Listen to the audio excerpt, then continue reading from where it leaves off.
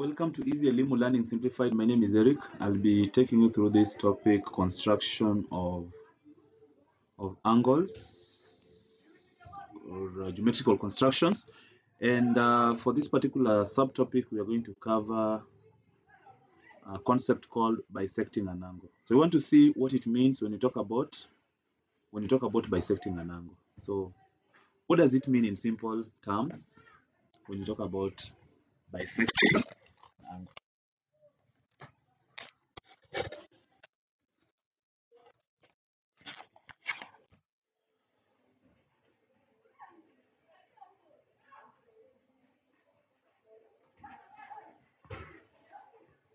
So we have a few questions on the same to help us with illustrations on how you can bisect an angle, And then, of course, at the end of the lesson, we'll be having some few questions in the form of assignment just to help you with practicing and to help with gauging your understanding of the concept as we're going to discuss during this lesson.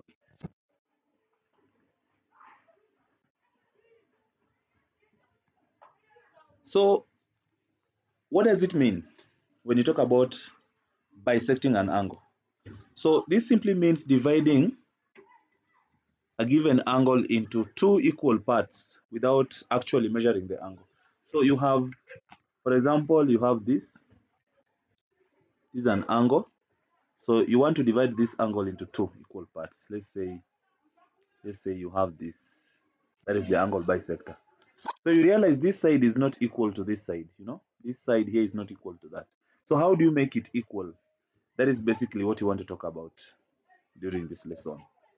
So, if you just draw, if you have an angle like this one, and then you have that one, so the angle is in between, and then you just decide to bisect.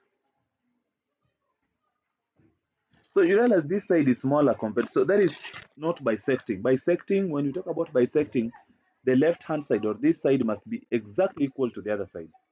That's when we talk of the angle has been bisected. So how do you do it? That is now what the objective of this lesson is all about.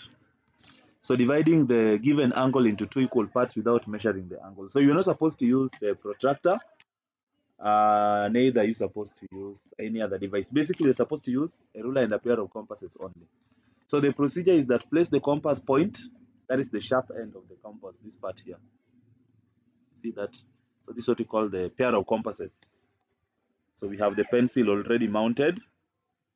So the sharp end of the pair of compass should be placed on the angle vertex. So we talked about angle vertex last time, so this one here. So you see it's placed there. So what do you do with it? Then set it to any convenient radius. So I talked about the radius being the distance between the tip of the pencil and this. This is what we call the radius. When we talk about radius in geometry, that's what I mean. That is what I mean. So any convenient radius. So you'll make an arc here and you make another arc there.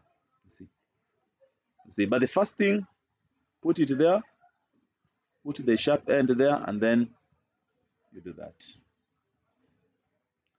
So you'll use this, you will move the other end that is having the pencil mounted to make an arc on this point and make arc on the other side. After making this arc on this end, don't adjust this. This radius should not be adjusted. So it should maintain it. Then using the same radius, you make an arc on the other side. Okay. Or alternatively, you can just make one arc that way. One arc that cuts across the two lines. Remember, we are trying to bisect the angle in between here. We want to divide it into two equal parts. So that is the procedure. So an arc here and an arc there, or just one arc that cuts across. But don't adjust the radius. Of course, I've explained what the radius is. Okay.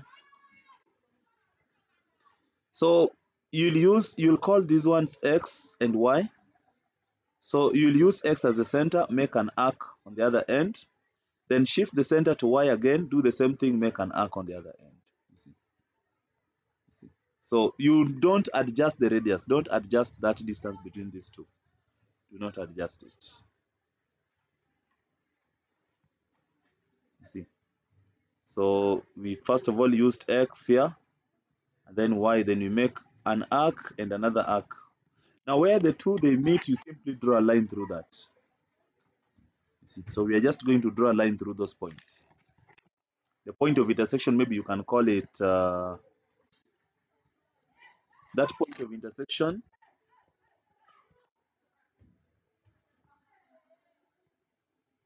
You can call it maybe xy, you can call it z, that point of intersection. So use a ruler, draw a line through that point of intersection. So this was x, this is y, and then the point of intersection, we can call it z. So you draw a line through that point of intersection, as you can see. So you draw a line through the point of intersection, as you can see. So we have our ruler, then we are drawing the line through that. And now you can see now this line is an angle bisector. This side and the other side are equal. You see, that's what you call bisecting an angle. Okay. So let's see. Let's try and do it practically here now. So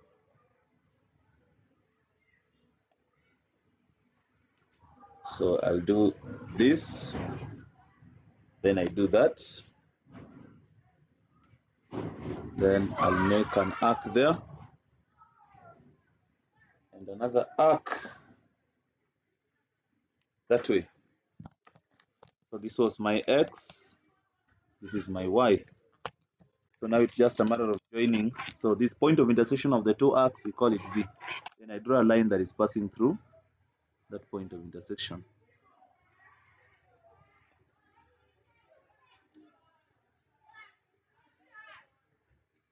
And we shall have bisected the angle. So that's how you draw an angle bisector. So this line here is called angle bisector of angle DAB.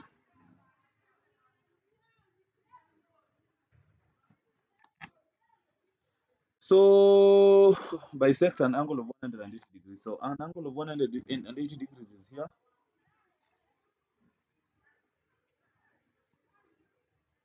So this is 180 degrees. So we just have to mark point P. So this side could be A and the other side could be B. So we will do the same thing that we did in the previous example.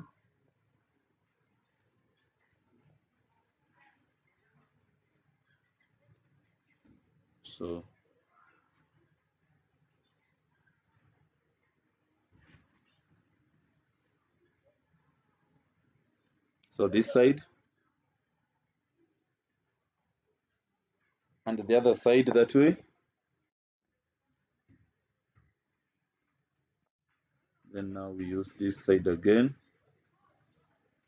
And then you draw an arc there. Then shift it to this other side. And you draw another arc here.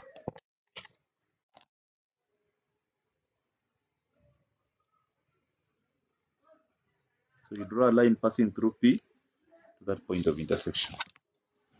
So this is called angle bisector of 180 degrees, which is 90 degrees now. So this is our X, this is our Y,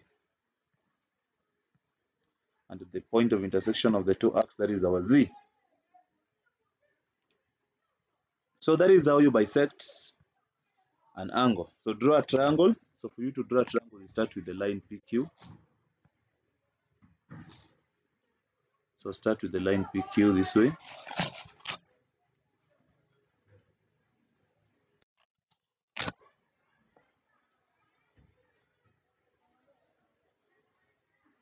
So you mark P here. We already talked about how you draw a line. So this is P, and then you measure how many centimeters? 6. So the point Q is 6 centimeters from point P. So I'll measure 6 centimeters.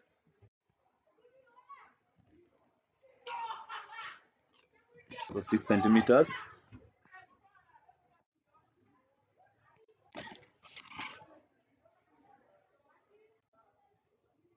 So that is where Q is. So Q is here. And we measure QR. So let me start with QR. So I'll use Q as the center, then 3.9 centimeters. So 3.9 centimeters again. You measure 3.9 centimeters.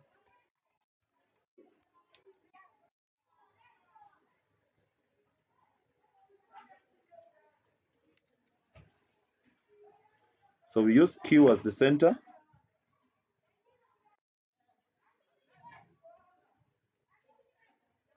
So 3.9 should be somewhere there.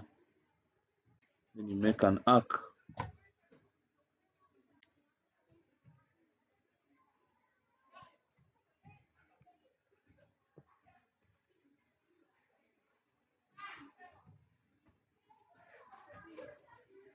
So that way.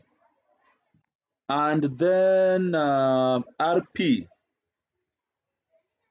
Yeah, so R is somewhere here. We don't know where it is. But from R to P is 8.2 centimeters. So I'll measure 8 centimeters from P. 8 centimeters, because I know where P is. So P is here. So I know where P is. So I'll measure 8.2 centimeters from P. So 8.2, where could that be? 8.2.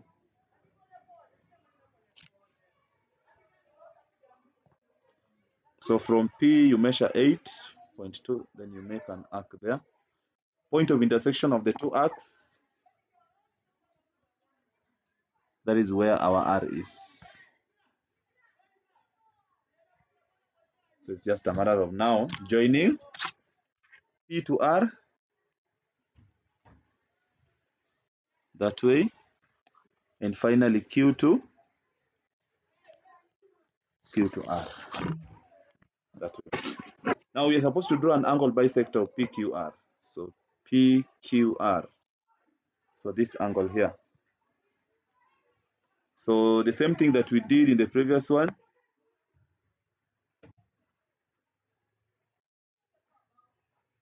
So we'll just, so you make an arc here and another arc. So those are our X and Y's. X and Y. Then use now X as the center and a convenient radius. So I'll extend my pair of compasses a bit. You make an arc there, shift the center to Y.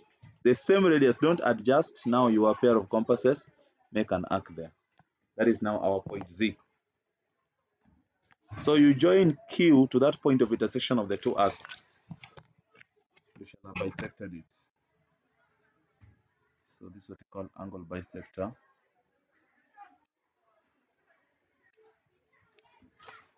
That's how you draw an angle bisector. Okay, so that is all about bisecting an angle.